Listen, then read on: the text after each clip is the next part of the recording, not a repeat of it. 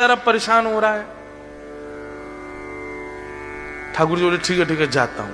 इतने में ठाकुर जी प्रकट हो गए और त्रिभंग ललित स्वरूप धारण करके जैसे ठाकुर जी प्रकट हुए वंशी नाद करने लगे। वेणु की ध्वनि जैसी उसके कानों में पड़ी तो वो जोर से बोला श्री राधा श्री। अरे भैया ये वंशी कौन बजा रहा है? श्री राधा श्री राधा श्री राधा। ये चंदन की सुगंधी कहां से आ रही है? श्री राधा श्री राधा। ये अद्भुत तेज जैसा मेरे मुंह पे क्यों पड़ रहा है? अरे भैया ये कौन है सामने? ठाकुर जी बोले जिसको तुम ध्यान कर रहे हो, जिससे तुम मिलना चाहते हो। अरे सब जगह जा जाके कहते हो श्याम सुंदर से मिला दो, हम तुम्हारे सामने खड़े हैं, चलो नेत्र खोलो।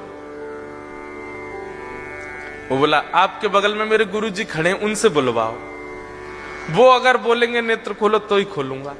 ठाकुर जी आप आ गए, बहुत अच्छा किया आपने अपने वचन का निर्वहन किया, पर आपके बगल में मेरे गुरुजी खड़े हैं, वही मुझे लेकर के आए थे। उन्होंने ही कहा था जमुना जी में खड़े हो जाओ, राधा राधा जपो।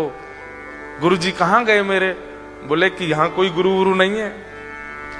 अरे मेरे गुरुजी वहीं होंगे, वही मुझे गली में मिले थे, वही मुझे लेकर के आए थे। ठाकुर जी बोले वो कोई गुरु नहीं है, ठग है, एक नंबर का ठग। सुनो मुझे पता है आप ठाकुर जी नहीं हो। क्यों? मेरे गुरु की निंदा कर रहे हो? चले जाओ यहां से, आप ठाकुर जी नहीं हो सकते। जिन गुरु जी ने आपसे मिलवाया या आपको मेरे सामने भेजा भी उन्हीं गुरु की निंदा कर रहे हो, मुझे आपको नहीं देखना। ठाकुर जी बोले बड़ा पागल है, हमको क्या जम जा सर्दी में। ठाकुर जी वापस आ गए। श्री जी बोली दिया है दर्शन? अरे श्री जी कैसे पागलों के पास भेज देती हो आप? मैं 20 मिनट से वहां खड़ा था, उसको बोल रहा था नेत्र खोल करके दर्शन कर ले, मेरे यूं कह रहा बगल में गुरु जी होंगे उनसे किब्बाओ।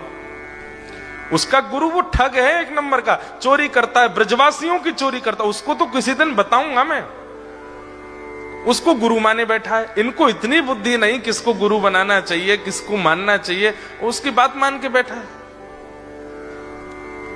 श्री जी बोली या तो उसको दर्शन दे के आओ, नहीं तो हम नाराज हो जाएंगे।